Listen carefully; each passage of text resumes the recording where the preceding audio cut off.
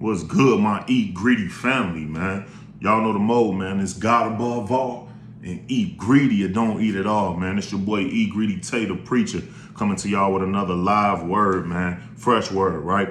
We coming right out of James chapter 4. Stay with me. You don't want to miss this, man. Let it touch your heart. Let it touch your spirit. Let it get deep down inside of you, man. Let's rock out. All right, so we starting at verse 1, right? It say, what causes fights and quarrels among you? Don't they come from your desires that battle within you? You desire, but you do not have, so you kill. You covet, but you cannot get what you want, so you quarrel and fight. All right, let's deal with that for a second real quick, right? It said, what causes fights and quarrels among you? It said it come from the desires that battle within you. So you got desires. You feel me? You got things that you want. It said you desire, but do not have, so you kill, right? So it's a lot of people, man, when you see somebody got something that you want, or it's something that you feel like you need, something that it is that you feel like you want, man, you willing to go the distance for it, whatever it takes. I'm getting what I need. I'm getting what I want regardless. If I got to take a life, I take a life, you feel me? If I got to hurt somebody to do it, I'll hurt somebody to do it. It don't matter to me, you feel me? Because I'm living to please the world, so I'm living for the desires of the world so much. I don't care what I do. I'm ready to go to distance. I'm ready to do time if I got to do time for it. You feel me? I'm ready to do whatever to get what it is that I want. You feel me? You got to get that up off of you. It say, you covet, but you cannot get what you want, so you quarrel and fight. What's coveting? You feel me? Coveting means you looking at what somebody else got and you wishing that it was yours. You feel what I'm saying? You looking at what Keisha got or what Tanya got, whoever at the job with you. Oh, how she get that promotion? She got the promotion. How I ain't get the promotion?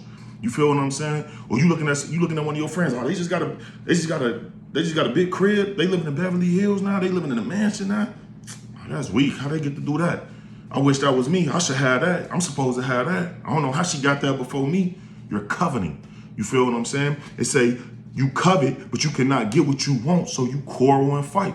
Now all of a sudden they tell you they finna go buy a new table for their new crib or something like that because you feel some type of way in your heart because you coveting, you don't even want them to have what they got.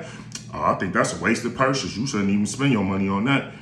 You feel me? Watch how you moving. You get what I'm saying? It say you do not have because you do not ask God.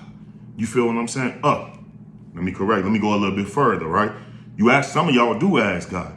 But in the next verse it say, when you do ask, you do not receive because you ask with wrong motives, that you may spend what you get on your pleasures, right? So your heart posture ain't even in the right place when you do take some time to actually get on your knees and pray and talk to God. You feel me? When you do give him a little bit of your time, you feel me? You asking, yeah, you do ask God, God bless me with this, man. I'm really counting on you for this, God.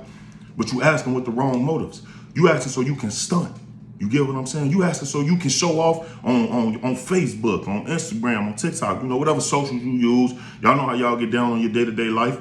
But you ain't asking with the right motives. You ain't asking with the intent, Lord, I want you to bless me and put me on so that I can go help the homeless, so that I can feed the poor. You feel what I'm saying? So I can go help the widow at my church that live in my church that just lost her husband. I want to make sure she don't got to worry about food or worry about her bills for the whole year. I want to take care of it all. Through you blessing me, I want to bless her. No, that ain't your motives. Your motives is as soon as I get this, and what you got to understand is, man, there's power in the tongue. There's power of life and death in the tongue. I'm going to do a series on the tongue too. You feel me? But Satan be listening to a lot of y'all. God listens to a lot of y'all. So when you talking and when you saying, man, when I get on, man, I'm going to do this, I'm going to do that, I'm going to do this. Ain't none of it talking about servitude. Ain't none of it talking about helping your brother or your sister out or helping somebody else in this world. You get what I'm saying? When I'm saying brother and sister, I ain't just talking about your fleshly brother and sister that came from the same mom, same dad. I'm talking about brothers and sisters in Christ, brothers and sisters in this world looking out for each other how we supposed to. So when God know the intent of your heart. So he know that if I give you this, you ain't finna look out for nobody for real. You feel me? You playing around. So be mindful, man, of how you moving, right? Like I said, they say, when you ask, you do not receive because you ask with wrong motives, that you may spend what you get on your pleasures. Next verse say, you adulterous people. Don't you know that friendship with the world means enmity against God? Do you know what enmity is? Enmity means you oppose against God. You go against God. You feel me? So if you're a friend of the world, right, and you want to do what the world wants you to do, you want to do what Satan wants you to do, you feel me? If the world say smoking every day is cool, I'm smoking. The world say drinking every day is cool. Hey, I'm drinking a whole fifth. It don't matter to me. I'm getting lit. I'm turning up. I only live once, right? You feel me? If the world tell you to pop out every week, Thursday through Sunday, you popping out every week. I'm here. Let's get it. Let's turn up. You feel what I'm saying? If the world tell you to kill, you killing. If the world telling you to steal, you seeing people stealing is okay. I'm stealing. I'm with it. It don't matter. They say if you're a friend of the world, then you are in enmity with God. You go against God. All right. Moving forward, it say. That's verse 4. We're still on chapter 4. Now we on verse 4. It say, therefore, anyone who chooses to be a friend of the world becomes an enemy of God. So if you're a friend of the world, right, and you doing what your flesh wants you to do, all right, because the spirit is willing, but the flesh is weak. All right, that spirit that God has put inside of you, because he made us all in his image, your spirit want to do right. You want to live for God. You want to move how he tell you to move. But that flesh, man, since we was born in sin, this skin, that flesh want to do what it want to do. And we all know the fruits of the spirit versus the fruits of the flesh. And just in case you don't, I'm going to give you a few. For the fruits of the spirit is love, joy, peace, patience, kindness. You feel me? Goodness, faithfulness. All right. If you want to think about the fruits of that's the fruits of the spirit. I hope I said that. I hope I ain't say of the flesh, because if I did, I apologize. But that's the fruits of the spirit. Now, on the other end, the fruits of the flesh would be, hate, despair, anxiety, the total opposite. Impatient, you rude to everybody. You feel what I'm saying? You got evil in your heart. You unreliable. I can't count on you for nothing. You know what I mean? A whole lot of other things. You could go read on that. It's mostly, you can go to Galatians and read Paul's letter to the Galatians when he was speaking about the fruits of the flesh versus the fruits of the spirit. You want to live in the spirit. You get what I'm saying? Tear down your flesh each and every day. You got to do that through prayer, through fasting, through reading, through supplication. You feel what I'm telling you? All right, then it says, we're going to just go down a little further. Let's go to verse 7. It says, submit yourselves then to God. All right, submit yourselves. Lord, I need you. I need you every day. I can't live life without you. I'm trying to get it right.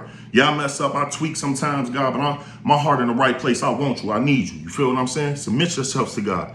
It say, resist the devil and he will flee from you. He'll get out jammed. You got to resist him, though. You got to get that evil up out of you. You know what I mean? It's a day-to-day sanctification. You got to cleanse yourself daily through reading, through praying, through fasting. You feel what I'm saying? Say, resist the devil, resist him. So when he throw temptations your way, resist him, and he will flee from you. All right? They say, come near to God, and he will come near to you. You got to come near. How you think you come near? You got to get in your word, man. You got to read. If you ain't never reading, you ain't coming near to him. He ain't drawing into you if you ain't coming to talk to him. You ain't praying. You ain't reading. You ain't taking time to get rid of something, sacrificing something that you like, far as, man, today, if you somebody that's big on social media, I ain't getting on social media for a whole week, God. And during that time, I'm going to pray. I'm going to read my Bible. I'm going to lock in with you because I love you, because I need you. You feel what I'm saying? I want to get intimate with you. God wants intimacy, not enmity. Intimacy, I'm getting personal with you. You mean more to me than my family, friends, loved ones, all of that. You feel what I'm saying? Lock in. All right? It say, wash your hands, you sinners, and purify your hearts, you double-minded. Wash your hands, man. Wash your hands of sin. Tell God you want that intimacy with him. You want to get locked in with him. I want to feel you, Lord. I want to feel your presence every day. I want to be on point with you every day. I need you every day. You feel what I'm saying? Lock in with him. On the real, it say, grieve, mourn, and wail. Change your laughter to mourning and your joy to gloom. Now, what do you mean by that? He said, grieve, mourn, and wail. That means I got to cry out to God, Lord, I need you. Come talk to me. Come fix me. I got a lot wrong with me. I got a lot I need cleaned up out of me. Help me. So grieve, mourn, wail, cry to him. He want to talk to you. You need him. He don't need you. You need him. Cry out to him. Change that laughter to mourning and your joy to gloom. God, I am so down without you. Without you, I'm nothing. I try to do life on my own without you, and it just doesn't work. I can't seem to move ahead. I can't get forward. You feel what I'm saying? You got to cry out to our Heavenly Father. Verse 10 say, and we're going to stop here, say, humble yourselves before the Lord, and he will lift you up. You got to humble yourself. It's too much pride going on. Get that pride, whatever's prideful inside of you, get that pride up out of you. It's not always about you. You have a calling. You have something that God has called you to do. And you have to do it with fear and with reverence for the Lord. You feel what I'm saying? So, man, go study on that. Go meditate on that to my E-Greedy family, man. It's deep. It's real. Go read James chapter 4. You feel me? I read up to verse 10. Go dig into that, man. I love y'all. definitely care about y'all deeply, man. Let's keep pressing toward the Lord, man. Let's get it, man.